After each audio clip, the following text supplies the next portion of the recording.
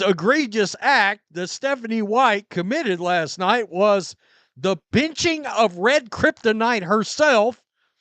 And Lord knows, we could have used some kryptonite against the Mystics last night. Could we not?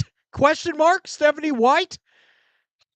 She benched Chloe Bibby, who all Chloe Bibby does is come in the game and knock down like 3 big threes. That's all she does. Stephanie White benched Chloe Red Kryptonite Bibby for the entire game, and the ripple effects hit immediately.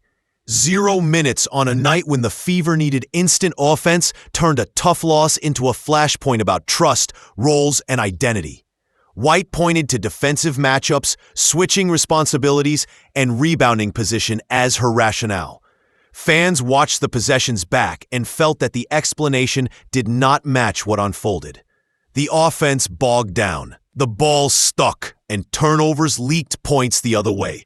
A rotation choice that removes your purest spacer during a cold stretch reads less like chess and more like stubborn adherence to a plan that was not working. This is not drama for clicks.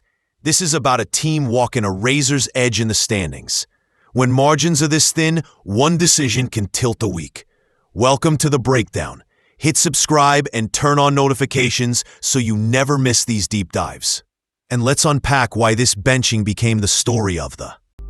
I mean, Chloe Bibby should be on this team next year. All right? Can we say the same for the coach? Question mark? Night. If it were just one odd decision, fans would shrug. But they are connecting dots. Chloe BB is a classic microwave scorer. Low dribble, high accuracy, built to punish slow closeouts and soft tags. Give her a 2 to 4 minute window, and she can swing momentum with 2 threes and a timely cut. She does not require star usage or endless sets. She needs timing, trust, and a green light to fire in rhythm. Players like Chloe change the geometry of the floor, even before the shot, because defenders must honor the corner and the wing, which frees the primary engine to attack early. In a league where traps on star guards are standard, the best counter is a credible spacer who forces honest help. Removing that lever in a game defined by sticky possessions and late clock bailouts feels like a self-imposed handicap. The nickname Red Kryptonite comes from that instant impact profile, the ability to destabilize a defense that thought it could load up on the ball. Sometimes she knocks down 2 in like a minute and a half. I mean, she's literally outscoring the minutes she plays. Did she think the scoring was so great last night that she thought she ought to just ride the bench? Don't worry. Stephanie White has made comments. Don't worry. We'll get to the Fever fans that noticed it last night. Benching that profile entirely is why the reaction was so sharp. So what did the Fever offense actually look like without the spacer lever? Second half possessions told a clear story. Over-dribbling, standing, delayed reads, and turnovers that fueled transition the other way. The stated offensive goal is 0.5 to 1 second decisions, yet too many trips ended with late clock isolations or forced drives into set help. A late small ball look created theoretical space, but the shots did not arrive from rhythm actions, and the giveaways kept feeding the opponent. This is where personnel and philosophy must align. A credible catch-and-shoot threat speeds decisions for everyone, because help cannot camp in gaps, and stunts become dangerous. Even a missed shot can be a good shot if it comes from an action that makes the defense move, rotate, and recover. The frustration from viewers came from that gap between what was said and what was done. The distance between a motion ideal and a rotation that suppressed the easiest motion tool available. Viewers did not just vent. They built a real-time case. Within minutes, social feeds filled with lineup cards, clip possessions, and timestamps showing long stretches without a made field goal. The tone ranged from hot to clinical, but the through line was consistent. 0 minutes for your cleanest spacer during an offensive drought looks personal, not tactical. Perception is not proof, but in sports, it drives pressure, and pressure shapes the next decision. Most fans were not asking for 30 minutes. They were asking for situational usage that fits the game state. If the half court is gummed up, press the spacing button. If traps spike on your star, pin a shooter in the strong side corner and make the tagger choose. When the obvious counter stays holstered, narratives write themselves, and they rarely favor the staff. The blowback escalated because many see a repeatable pattern. I didn't like the defensive matchups. You know what Fever fans don't like? Losing to bum-ass teams. That's what they don't like. That's what Fever fans don't like. Supporters of the pattern claim cite short hooks for shooters during droughts, cold hand loyalty late, and reluctance to ride a hot hand in the fourth. Defenders of the staff push back with unglamorous realities, coverage grades, rebounding assignments, foul profile, and the need to protect weak links and switch packages. Both sides can be right, yet patterns are defined by repetition under stress. If late-game templates repeatedly end with turnovers, whistles, and empty trips, critics will ask why the template is sacred while wins are optional. Basketball is a lab. Experiments that fail repeatedly demand revision. A coach can prefer defense-first rotations, but the scoreboard decides whether the trade-off is worth it on a given night. If the same formula keeps producing the same shape of loss, the film room will call for a change before the comment section does. This hits hardest because of the star who bends everything. Caitlin Clark tilts the court as soon as she crosses half. Teams show two at the level, stunt from the nail, and live with contested twos if the corners are quiet. The textbook answer is reliable corner shooting that punishes help and forces honest closeouts. Remove one trusted spacer and traps become cheaper, rotation shorter, and passing windows tighter. Over time, the start decision load increases, fatigue grows, and the endgame execution phrase, "You saw windows open, passes arrive, and shots miss or never come because the threat was not there." A spacer's gravity is value before the ball leaves the hand. It changes the cost of helping and the angles of recovery. When that gravity sits, the defense gets to cheat the math. Cheating the math turns small frustrations into big optics. Whatever word you'd use for it that happened in the second half of this game, what led to that to you? Yeah, I think we over-dribbled at times. Our off-ball movement wasn't there. We did a lot of standing. It's almost like we gave the ball to Kelsey and just tried to watch her work.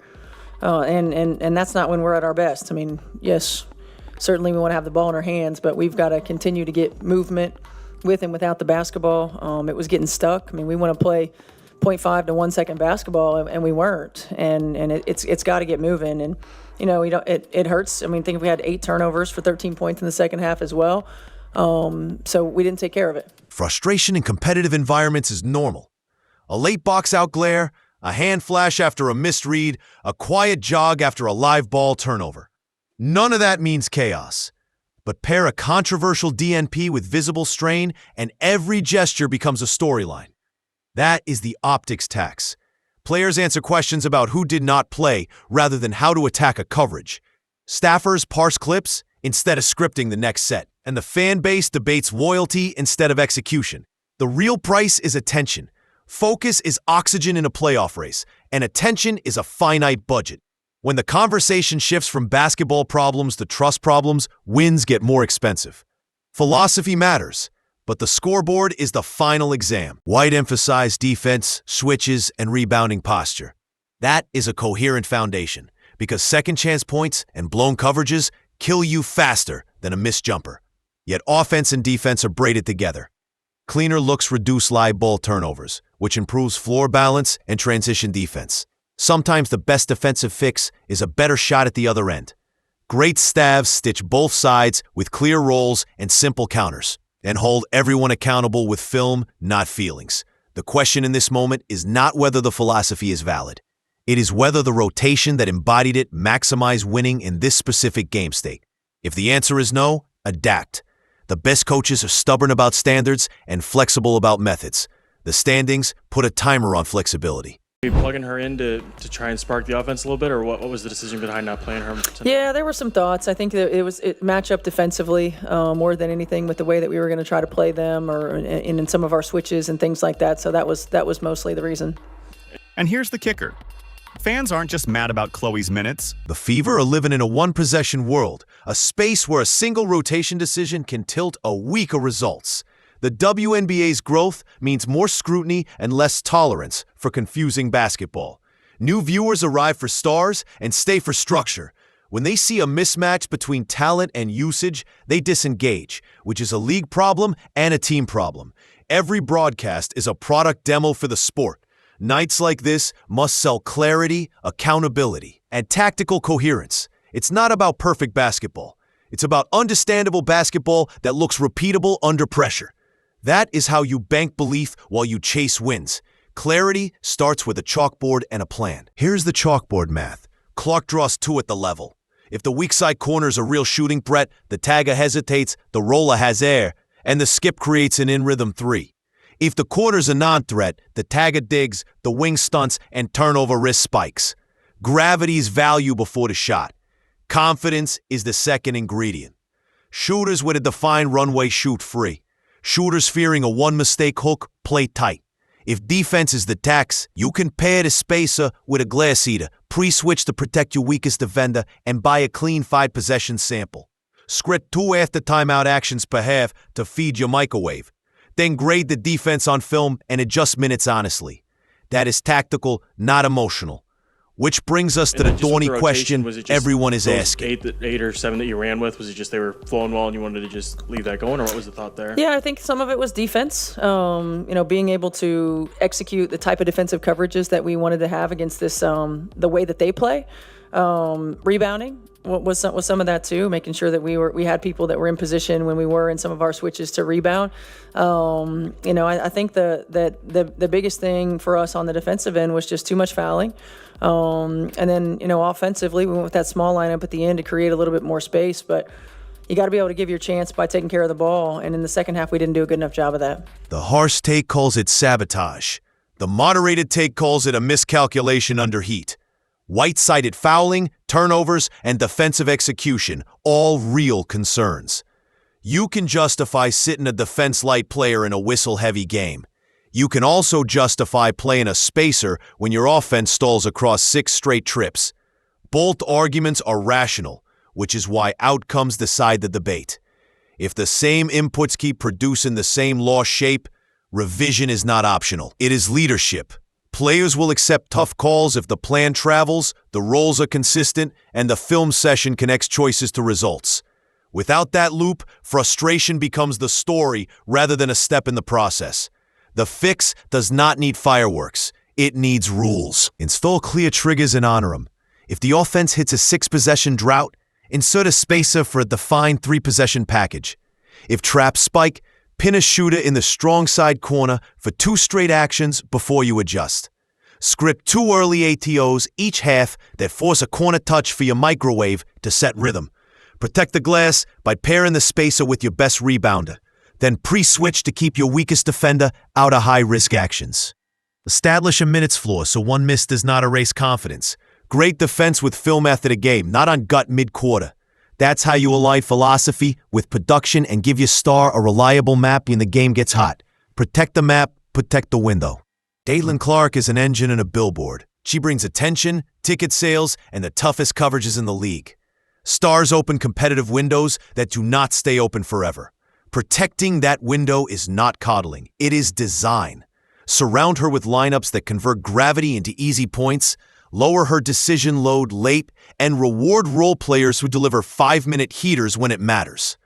Value the possession, not the name on the jersey. The league benefits most when the product looks professional, coherent, and resilient under pressure. That is what converts casuals into fans, and fans into season ticket holders. It starts with rotations that make basketball sense on a Wednesday night in a tight game, which leads us to the decision point the franchise cannot dodge. Indiana has 2 paths.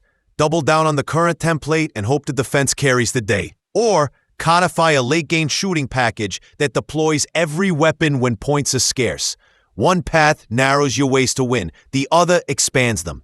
Fans can be loud, but their core ask is fair. Align words with choices. If you preach 0.5 decisions and spacing, play the people who create them. If defense is king, show film where the trade-off costs less than the drought. Rebuild trust with clarity. Bank wins with discipline and keep the window open for your star and your city. If you value straight talk and smart hoops, subscribe now, hit the bell, and drop your take below. I will feature the sharpest comments in the next breakdown. Misread as sabotage? the next game will answer louder than any microphone.